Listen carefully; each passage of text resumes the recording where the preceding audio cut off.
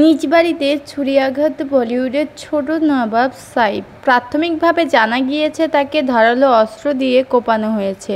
এরপর তাকে হাসপাতালে ভর্তি করানো হয়েছে। ভারতীয় গণমাধ্যমের খবর, পুলিশ সূত্রে জানা গেছে, বুধবার রাত 2টা নাগাদ সাইফের বাড়িতে হানা দেয় এক অজ্ঞাত পরিচয় দুষ্কৃতিকারী।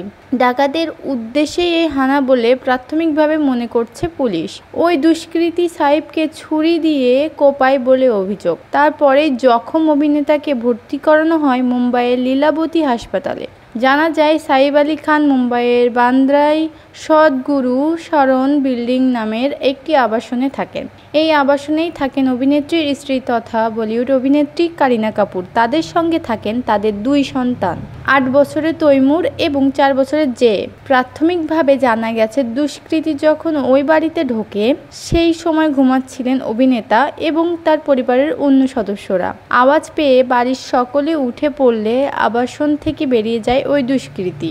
ঘটনার পর ইতিমধ্যেই বান্দ্রা থানায় পুলিশ এই ঘটনার তদন্ত শুরু করেছে। অভিযুক্তকে গ্রেপ্তার করার চেষ্টা চলছে।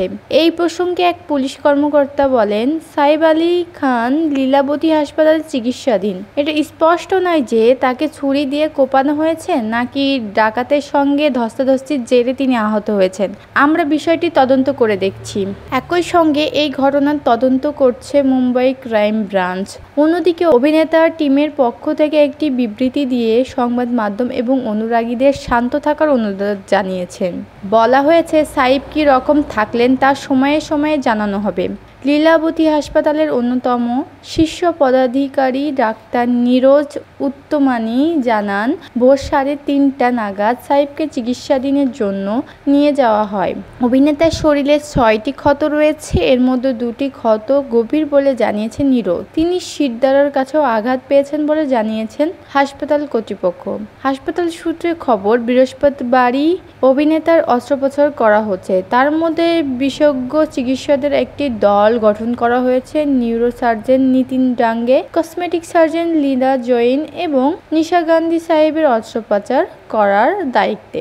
হাসপাতাল থেকে জানানো হয়েছে, অস্ত্রোপচারের পরেই বলা যাবে ক্ষত কত গভীর। ঘটনাচক্রে ঠিক বছরখানেক আগে এই জানুয়ারিতেই অসুস্থ হয়ে পড়েছিলেন বলিউডের ছোট নবাব সাইফ আলী খান। ওই সময় তাকে মুম্বাইয়ের কোকিলাবেন হাসপাতালে ভর্তি করানো হয়েছিল।